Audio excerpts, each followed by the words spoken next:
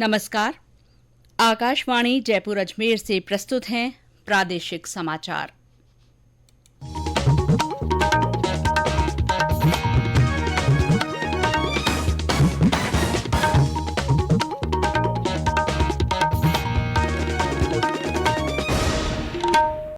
मुख्य समाचार।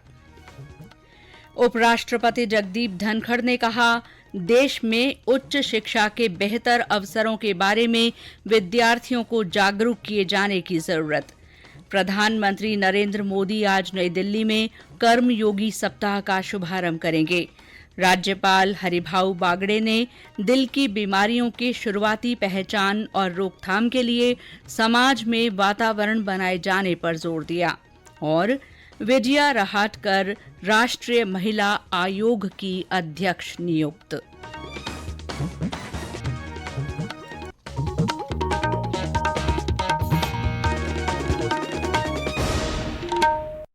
समाचारों के साथ मैं शीला चावला। और अब समाचार विस्तार से। उपराष्ट्रपति जगदीप धनखड़ ने कहा है कि शिक्षा के व्यवसायीकरण से शिक्षा की गुणवत्ता पर प्रतिकूल प्रभाव पड़ रहा है। श्री धनखड़ आज दोपहर सीकर में एक निजी शिक्षण संस्थान के समारोह में बोल रहे थे। उन्होंने कहा कि शिक्षा का व्यवसाय बन जाना राष्ट्र के भविष्य के लिए कभी भी अच्छा नहीं है। उन्होंने कहा कि शिक्षा कभी भी आय का साधन नहीं रही, बल्कि त्याग, दान और स्वस्थ समाज के निर्माण का माध्यम रही है। श्री धनखड़ ने कहा कि आज शिक्षा एक ऐसी वस्तु बन गई है जिसे लाभ के लिए बेचा जा रहा है और इससे शिक्षा की गुणवत्ता पर असर पड़ रहा है। उपराष्ट्रपति ने कहा कि विदेशी आक्रमणकारियों ने प्राचीन भारत में ज्ञान के केंद्रों को नष्ट कर दिया था और ब्रिटिश शासन में भारतीय शिक्षण संस्थानों को खत्म कर दिया गया। उन्होंने कहा कि छात्र उच्च शिक्षा के लिए विदेश जाना चाहते हैं, लेकिन भारत में भी इसके लिए बहुत अवसर हैं और संस्थानों तथा उद्योग जगत की हस्तियों को, विद्यार्थियों को इसके बारे में जागरूक करना चाहिए। श्री धनखड़ ने कहा कि इससे प्रतिभा पलायन और विदेशी मुद्रा की हानि रुकेगी। उपराष्ट्रपति ने राष्ट्रीय शिक्षा नीति की प्रशंसा की और इसे गेम चेंजर बताया। प्रधानमंत्री नरेंद्र मोदी आज नई दिल्ली में कर्मयोगी सप्ताह का शुभारंभ करेंगे। इस सप्ताह के दौरान मंत्रालयों और विभिन्न विभागों के अधिकारियों और कर्मचारियों को प्रशिक्षण दिया जाएगा। हर कर्मचारी को कम से कम 4 घंटे का पाठ्यक्रम पूरा करना होगा। इस सप्ताह प्रख्यात वक्ता अपनी विशेषज्ञता से जुड़े विषयों पर व्याख्यान देंगे। इस प्रशिक्षण से व्यक्तिगत प्रतिभागियों, मंत्रालयों, विभागों और संगठनों की क्षमता का विकास होगा। राज्यपाल हरिभाऊ बागड़े ने दिल की बीमारियों से बचाव और उपचार के लिए जागरूकता बढ़ाने पर जोर दिया है। राज्यपाल आज जयपुर में एक निजी अस्पताल की ओर से आयोजित हार्ट कॉन्क्लेव को संबोधित कर रहे थे। उन्होंने कहा कि हृदय रोग इस समय सबसे बड़े रोग के रूप में उभर कर सामने आ रहा है। राज्यपाल ने कहा कि हर उम्र के लोगों को ये बीमारी हो रही है।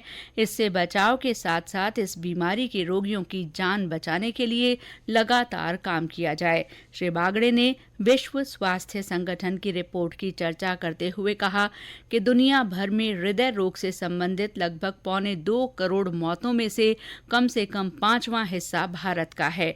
उन्होंने कहा कि हृदय रोगों से होने वाली मौतों में युवा उम्र के लोगों की संख्या बहुत अधिक है, जो चिंताजनक है। उन्होंने इस संबंध में हृदय रोग की आरंभिक पहचान और रोकथाम के लिए समाज में वातावरण बनाए जाने पर भी जोर दिया।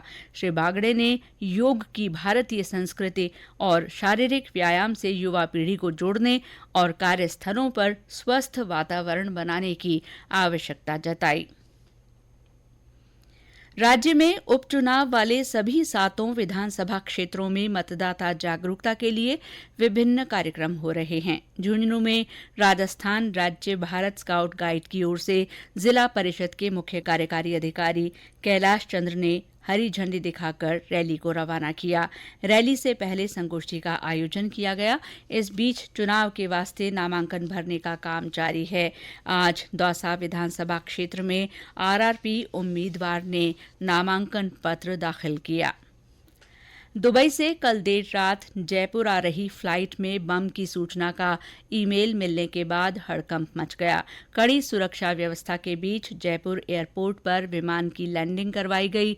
इसके बाद सुरक्षा दलों ने विमान की गहनता से जांच की। हालांकि जांच में कोई भी संदिग्ध सामान नहीं मिला, जिसके बाद प्रशासन ने राहत की सांस ली। विमान में 189 यात्री सवार थे।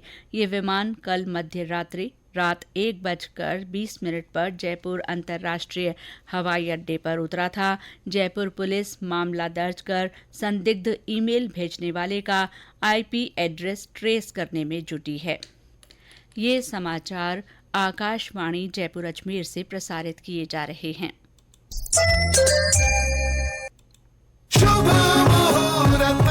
इस त्योहार कीजिए एक शुभ शुरुआत हीरो मोटोकॉर्प के शानदार फेस्टिवल ऑफर्स के साथ। पाएं भारत की number 1 motorcycle hero HF deluxe पर 4500 का नगद डिस्काउंट। आसान और आकर्षक फाइनेंस सुविधाओं के साथ डाउन पेमेंट केवल 1999 से शुरू। आज ही अपने नजदीकी हीरो शोरूम जाएं और घर लाएं अपनी नई पसंदीदा हीरो HF डीलक्स।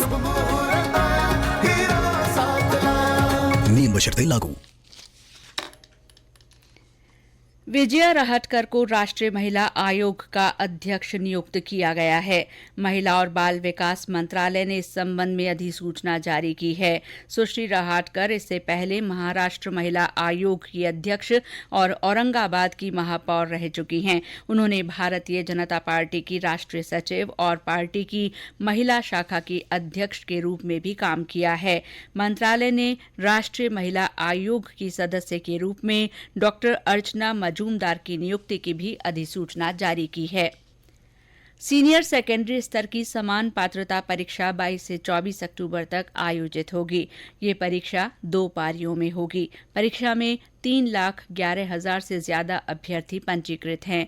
जयपुर जिला कलेक्टर डॉक्टर जितेंद्र कुमार सोनी ने बताया कि परीक्षा के सुचारू और सफल संचालन के लिए नियंत्रण कक्ष की स्थापना की गई है।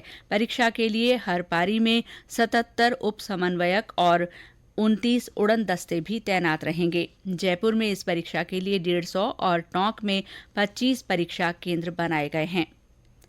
जोधपुर में आज सीमा सुरक्षा बल के नव आरक्षकों की दीक्षांत परेड आयोजित की गई। इसमें 567 नव आरक्षकों ने भाग लिया। इस दौरान उन्होंने भारतीय संविधान के प्रति कर्तव्यनिष्ठ होकर देश की एकता और अखंडता को कायम रखने की शपथ ली। सहायक प्रशिक्षण केंद्र सीमा सुरक्षा बल जोधपुर के महानिरीक्षक ML गर्ग ने परेड का निरीक्षण किया और सलामी ली। दीक्षांत परेड के बाद पारंपरिक शस्त्र कला और बिहू नृत्य का प्रदर्शन किया गया।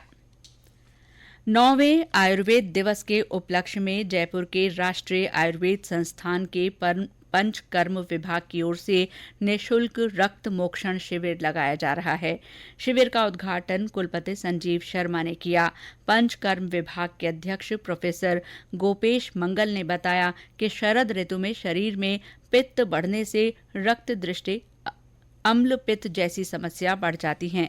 पित्त के कारण होने वाले रोग और समस्याओं के समाधान तथा बचाव के लिए विभाग द्वारा 15 नवंबर तक रक्त मोक्षण शिविर आयोजित किया जा रहा है। रक्त मोक्षण को पंचकर्म उपचारों में सबसे महत्वपूर्ण थेरेपी में से एक माना जाता है।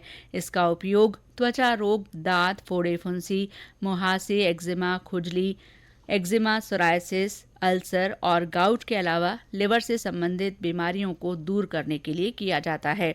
इस थेरेपी के जरिए शरीर में खून को साफ करने का काम किया जाता है। अलवर में डिप्थीरिया के मामले सामने आने के बाद प्रशासन अलर्ट हो गया है।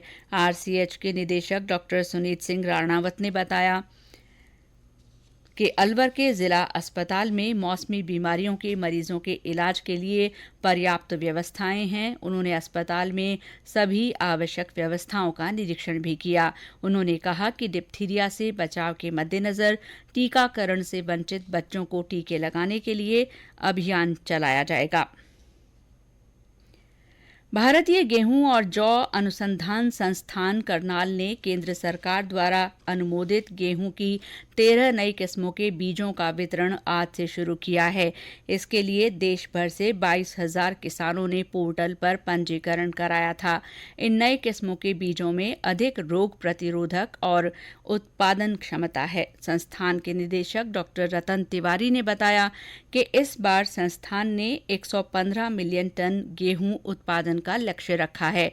उन्होंने कहा कि पिछले साल लगभग 113 मिलियन टन गेहूं का रिकॉर्ड उत्पादन हुआ था। बाड़मेर में आज देश के अमर शहीदों की याद में एक दीप देश के शहीदों के नाम कार्यक्रम आयोजित किया जा रहा है। इस बीच शहीदों की शहादत को नमन करते हुए दीपमाला सजाई जा रही है। और अंत में मुख्य समाचार एक बार फिर। उपराष्ट्रपति जगदीप धनखड़ ने कहा है कि देश में उच्च शिक्षा के बेहतर अवसरों के बारे में विद्यार्थियों को जागरूक किए जाने की जरूरत है। प्रधानमंत्री नरेंद्र मोदी आज नई दिल्ली में कर्मयोगी सप्ताह का शुभारंभ करेंगे।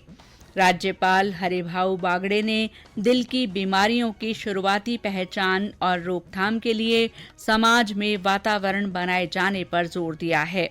और विजया रहाटकर को राष्ट्रीय महिला आयोग की अध्यक्ष नियुक्त किया गया है। इसके साथ ही प्रादेशिक समाचार बुलेटिन समाप्त हुआ। नमस्कार।